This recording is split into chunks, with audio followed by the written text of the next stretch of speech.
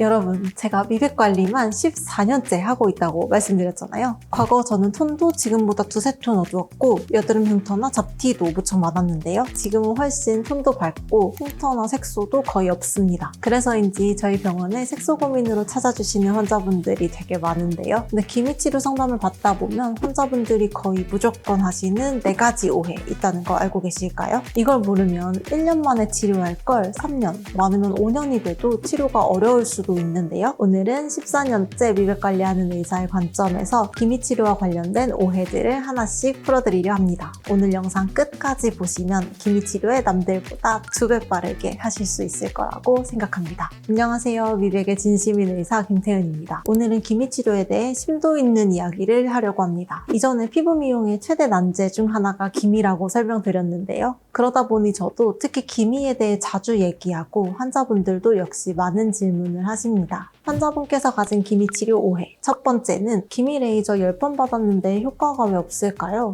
입니다. 사실 이 질문에 대한 답변은 언제나 한 가지입니다. 환자분은 기미 뿌리가 진피 깊숙이까지 퍼져 있기 때문입니다. 기미의 나이는 우리의 나이와 같아요. 기미가 30살에 생기고 지금 50살이 되셨다면 기미의 나이는 20살인 겁니다. 그만큼 뿌리가 무척 깊다는 거죠. 그래서 만약 연세가 50, 60이 되도록 단 한 번도 레이저 치료를 받지 않았다? 이러면 환자분께서 말씀하신 10회보다 훨씬 더 많이 필요할 수도 있습니다. 그래서 저도 치료 시작 전에 환자분들께 현실적인 기대치에 대해 냉정히 말씀드립니다. 다만 진짜 말씀드리고 싶은 건 지금부터인데요. 그렇게 티가 안 나다가 12회차, 13회차부터 갑자기 확 좋아지시는 분들이 아주 많습니다. 그 이유가 뭘까요? 레이저가 피부 속 색소를 조금씩 깨면서 체내 대식세포가 멜라닌을 먹어치운 과정이 누적됐기 때문이에요. 우리는 보통 눈에 보이는 변화만 생각하지만 피부 속에서는 그 전부터 이미 꾸준히 바뀌고 있었던 거라는 뜻이죠. 그래서 조금씩 바뀐 게 임계점에 딱 도달하면 갑자기 확 좋아진 느낌이 오는 시점이 있어요. 그래서 결론은 환자들마다 10회보다 넘게 필요하실 수 있고 피부가 변하는 건 정말 순식간에 일어날 수도 있다는 점입니다. 두 번째로 많이 받는 오해는 피코 레이저는 1도 효과 없다는 오해입니다.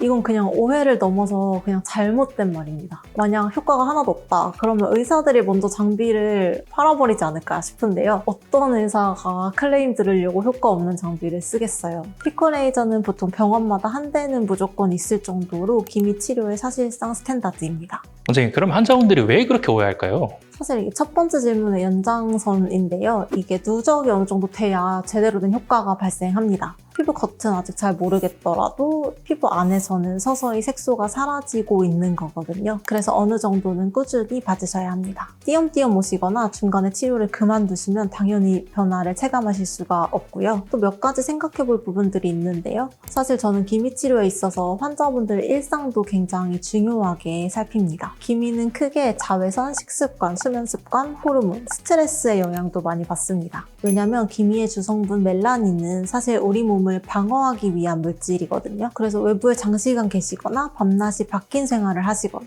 급격한 다이어트 등을 하시면 기미가 쉽게 올라올 수 있다고 꼭 말씀드립니다. 이렇게 하시면 레이저로 아무리 녹여도 다시 올라와서 전부 도루묵이 될 수 있습니다. 결론은 레이저 탓만 할 게 아니라는 거죠. 제가 재밌는 얘기를 하나 드리자면요. 피부 미용 의사 중에 햇빛 좋아하시거나 실외 활동 즐기는 분들은 거의 없습니다. 그만큼 의사들도 기미 예방을 위해서 정말 민감하게 피부 관리를 하고 있는 거죠. 100% 따라하세요 이런 말은 아니지만 환자분들 역시 어느 정도는 같이 노력해 주셔야 된다는 겁니다. 세 번째는 두 번째 오해 자매품인데요. 기미 치료를 받았는데 오히려 더 기미가 생겼다는 오해입니다. 당연히 절대 사실이 아닌데요. 사실 이건 2개로 나눠서 설명드릴 필요가 있습니다. 단기 그리고 장기로 나눠서 말이죠. 단기부터 말씀드리면 기미 치료를 받게 되면 반발성 색소 반응이 발생할 수 있는데요. 그러면 반발성 색소 반응이 뭐냐? 아주 간단히 말씀드리면 우리가 상처가 나면 딱지가 생기잖아요. 딱지가 없어지면 상처가 아주 말끔히 낫는데요. 기미도 마찬가지라고 보시면 됩니다. 기미 레이저를 받으면 일시적으로 색소가 진해질 수 있어요. 레이저가 기미를 없애는 과정에서 피부에도 약간의 자극을 주기 때문입니다. 그러나 이런 색소 반응은 일주일 내외로 없어지는데요. 그러니 절대 이런 반응이 나왔다고 절대 치료를 멈추시면 안 됩니다. 선생님, 실제로 레이저 받고 나서 다음날 바로 병원에 뛰어오시는 분도 있을까요? 다음 날은 잘 없고 이제 보통 저희는 일주일 주기로 오라고 말씀을 드리는데 일주일 지나서 오셔서 원장님 저